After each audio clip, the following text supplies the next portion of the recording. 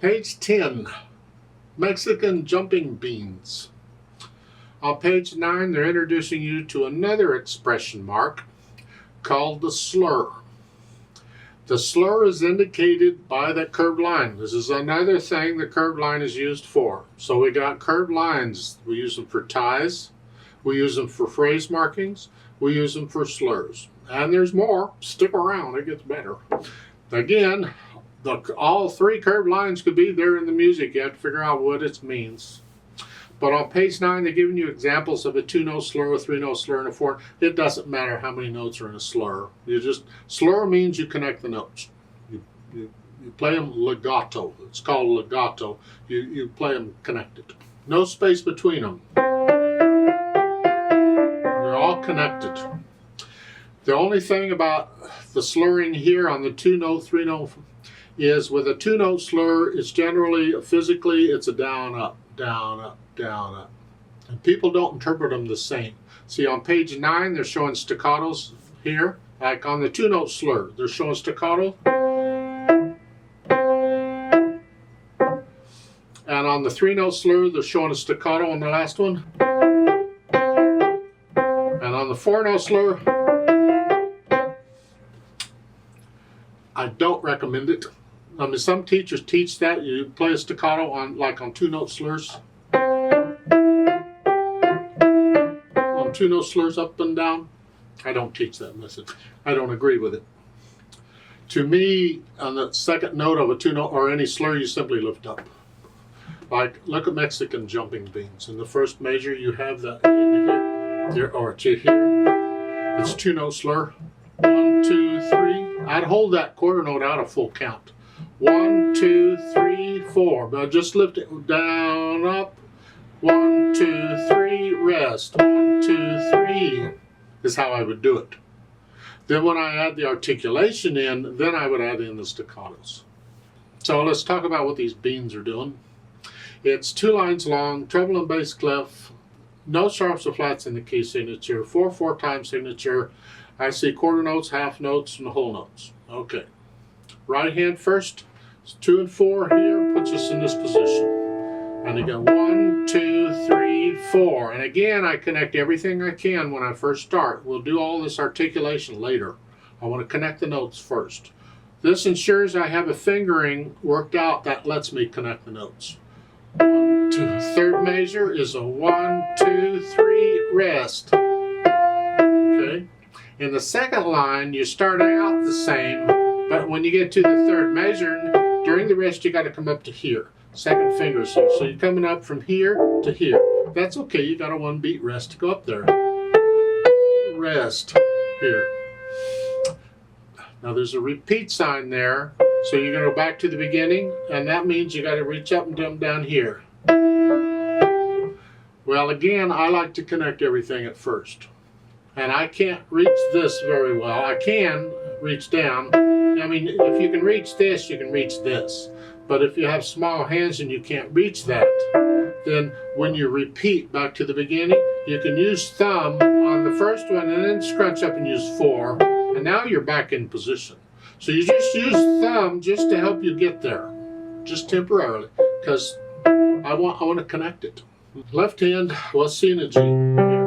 So 1, 2, 3, 4. 1, 2, 3, 4. 1, 2. Rest. Rest. Okay, that's much for the left hand. Put the hands together, and we're here to start.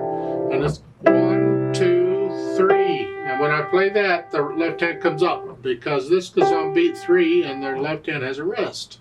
Again, 1, 2, 3, rest. 2, 3, rest. Now here, these are together. Here, rest, and these are together. Rest. Now do that some more.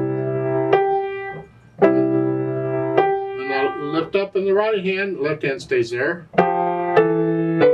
Rest. And when you repeat it, it's whichever. So you put the hands together and then go back through the tough spots and get rid of the hesitations. So it's a steady beat throughout. No hesitations allowed.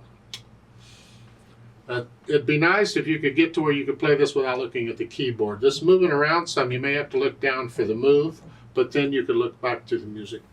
Then I add the articulation. This is where I add in the slurs and staccatos and things. Yeah. Just real short. 1, 2, 3. So I'm flexing at the wrist. Bum, bum, bum. Just real short.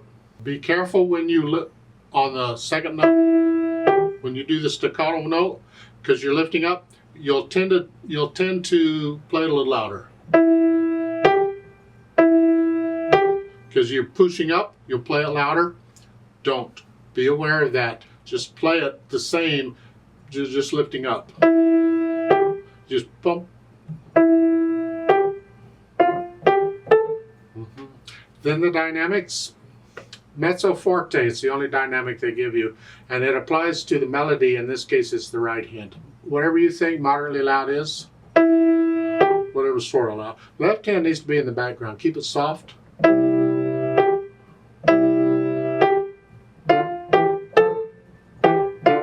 So you're a little heavy in the right hand and very light in the left hand. And the speed, well, moderato again.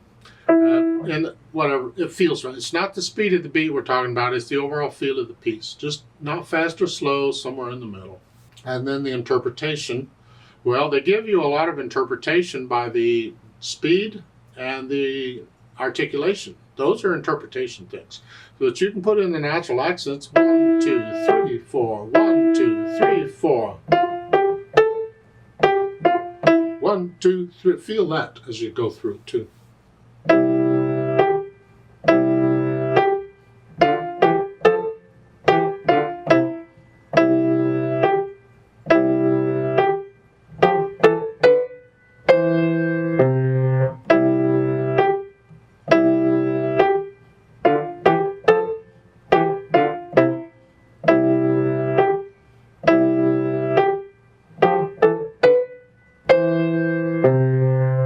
Yeah, that's one way of playing it. You don't have to take it that fast. You take it slower if you feel it. It's however fast your jumping beans want to go. Let's play it together very slowly and check all the notes and the rhythms. I'm going to play both hands about the same. We're not performing it. We're just checking notes and rhythms. But I will do the staccatos and stuff, and we will do the repeat. So I'll give us 4 counts. 1, 2, ready, go. 1, 2, 3, rest. 2, 3, rest. Rest. Rest. 2, 3, rest. 2, 3, rest. Rest. 2, 3, repeat. 2, 3, rest. 2, 3, rest. Rest. Rest. 2, 3, rest. 2, 3, rest. Rest. 2,